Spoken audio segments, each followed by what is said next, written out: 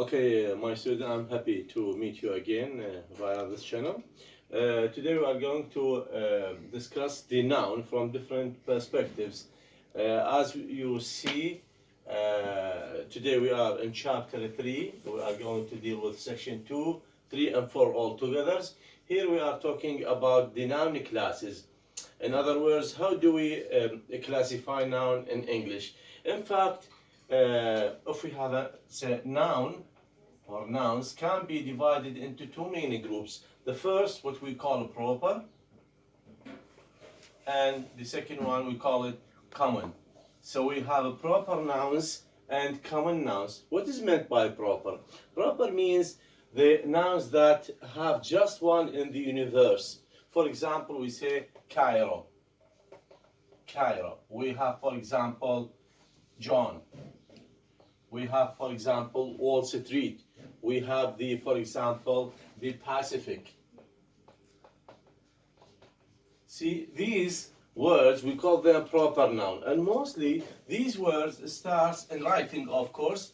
In case of writing, we start with what? With the capital letter in order to differentiate them from what? From the common noun. Why? Because sometimes the same word can be proper and noun. Let's take the proper noun Jack.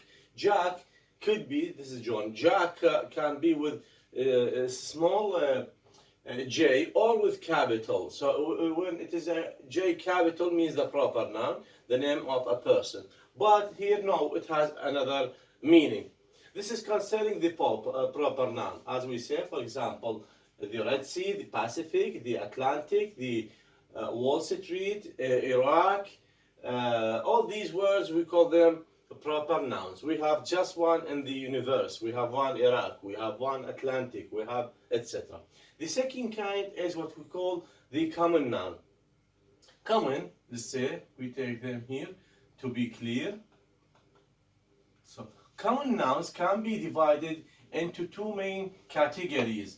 Either what? Either we call them countable or non-countable, or uncountable, let's say, better than uncountable. So then, if we have common nouns, any noun, it could be countable or it could be uncountable. What is meant by countable? Countable means we can count, means we can one or two or three of this category, and uncountable, no, something we cannot count. So, countable can be divided into what we call concrete and abstract. So, countable nouns can be concrete or can be abstract. What is meant by concrete? Concrete means something we can touch, we can catch. Let's say, for example, we have the word chair, or for example, pen. These we call them countable concrete. Concrete, in sense, means, as we said, we can, for example, if we say, suppose this is a pen, we can touch the pen. So, and also if we have chair, also we can catch or raise, it has weight. So, chair, in sense, countable means we have one chair, we have two chairs, three chairs, etc. We have one pen, two pens, etc. We have one book, two books, three books, etc. This is for the concrete. For the abstract, no, something we can count, but we can not catch. For example, the word problem. Let's say. Write it clearly.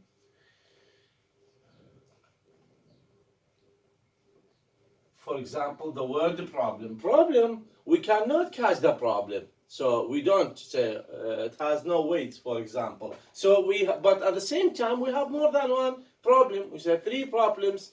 For example, the word case or issue. 3 cases, 4 cases. But we cannot catch what? The case. So then the countable can be concrete, something we can catch or touch, and something we cannot touch or that we call it abstract, like as we said, for example, hope or problem or case.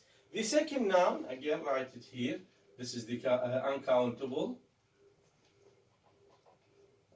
Uncountable, in order to classify them properly. See? So, the uncountable also the same division. The same division means we have concrete and we have what? We have abstract. Concrete, uncountable, for example, we have sugar, let's say. Or to say we have water. Sugar and water are what? Are uncountable. In sense means we can catch the sugar. We see that whether it is white or another color, or the water. We feel the water in our hands. So this is concrete. While the abstract, no. For example, we have like sadness. Or we have, for example, the word heat. Sadness and heat, they are uncountable. Means if we have sadness, we cannot add S or ES to sadness. Or heat, we cannot say heats. Of course, unless it is a verb.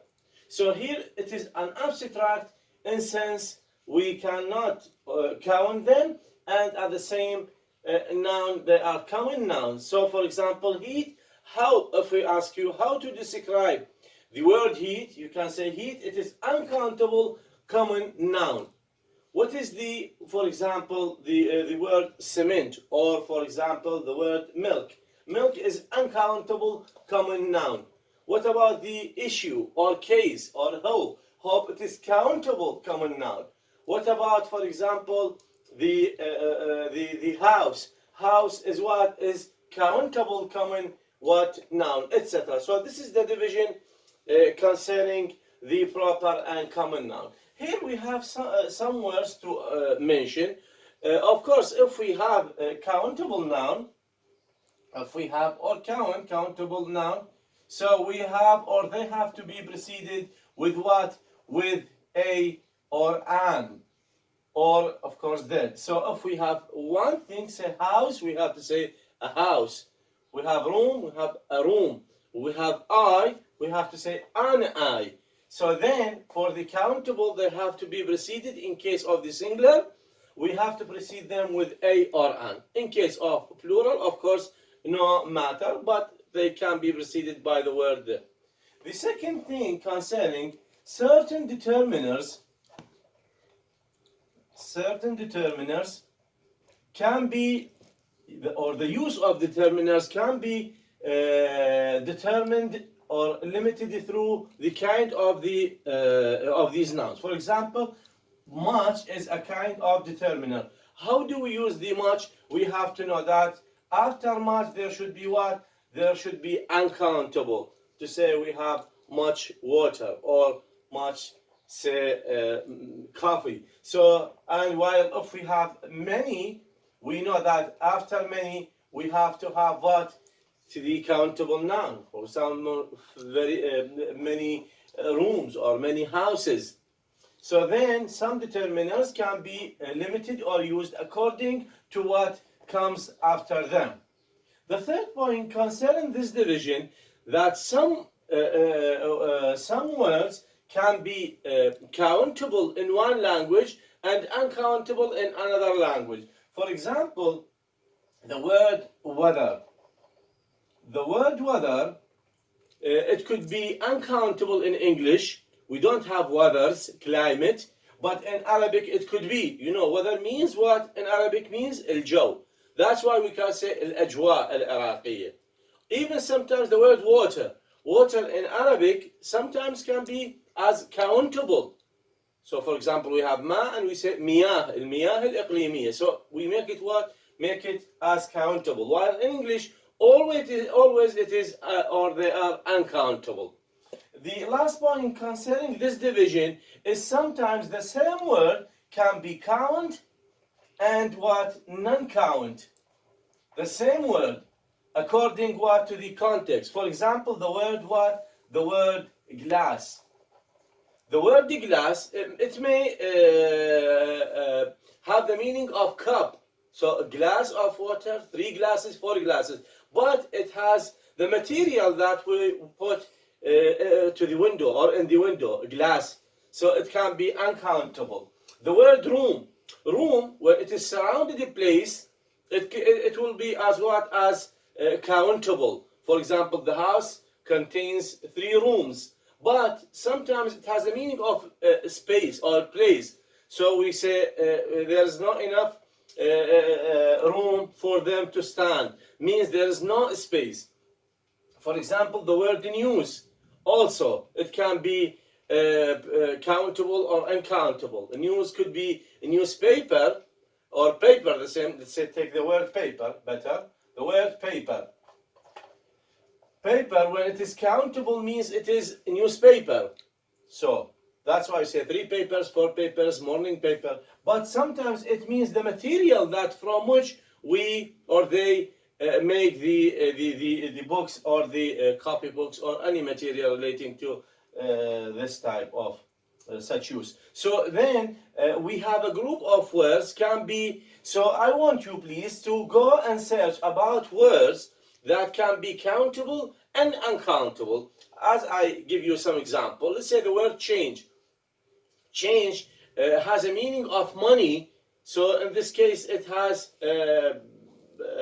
uncountable meaning. But change, when it has meaning of alteration, to move from one stage into another, تغير. So in this case, it has a meaning of what? Accountability. For example, we have the word light. Light in general. So for example, if we say sun gives us light, this is the light in the nature. It is uncountable. But if we say, for example, I need 3 lights for this hall, so in this case it means the bulb of the light. In this case again, so sometimes these words, we have a long list of words, and it's better to go to Swan. I mentioned at the beginning of this year, Michael Swan. You can go and search about the words or nouns that can be countable and uncountable according to the situation. You'll find a long list, as I gave you: paper, room, light, change, coin, etc. These words can be countable and can be uncountable according to the context and our use.